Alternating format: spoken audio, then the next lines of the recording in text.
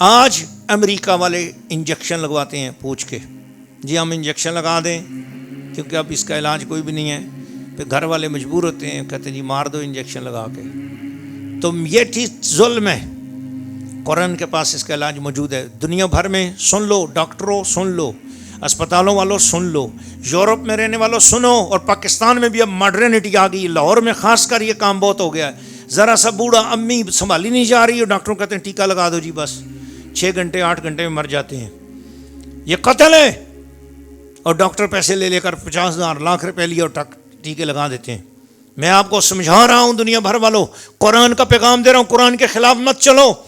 اور اب آپ کہو کہ پیر صاحب آپ اگر ہمیں روکتے ہو تو جو بندہ بیمار ہے اور وہ مر بھی نہیں رہا ہے اور وہ سب کے لیے مصیبت بھی ہے، یا بہت بڑے جراثیم اس کے ساتھ ہے، کچھ دوسرے بیمار ہو سکتے ہیں، اس کو مارنا ضروری ہے، ڈاکٹر یہ کہتے ہیں، تو کیا کریں؟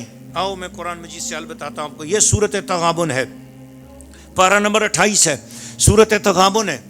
اس کے اوپر سفید چادر ڈالو اور اس کے سرانے کے چاروں طرف، اس کی چرپائی کے چاروں طرف سرانے سے شروع کرو، سیدھے ہاتھ سے شروع کرو، کوئی باوضو ہو کر کوئی بندہ صحیح طریقے سے سورۃ تغابن 3 بار سرانے کی طرف پڑھو، 3 بار دوسری طرف، 3 بار پونتی کی دونوں کونوں میں 3 بار پڑھو، 3 بار سورۃ تغابن پڑھو اور پھر چادر اٹھا لو۔ اگلے دن پھر زیادہ سے زیادہ 3 دنوں کے اندر اللہ کا حکم آئے گا، اللہ تعالیٰ اس کو خود اٹھا لے گا۔ اور اگر اس نے مرنا نہیں ہے، زندہ ہونا ہے، تو اس کی بیماری بھی دور ہو جائے گی، وہ اٹھ کے چنگا بھلا ہو کے بیٹھ جائے گا۔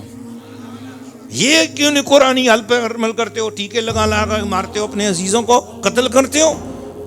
میرا کام تھا، میں نے آپ کے سامنے حق کی بات بیان کر دی۔ اللہ تعالیٰ میں حق پر چلنے کی توفیق عطا فرمائے۔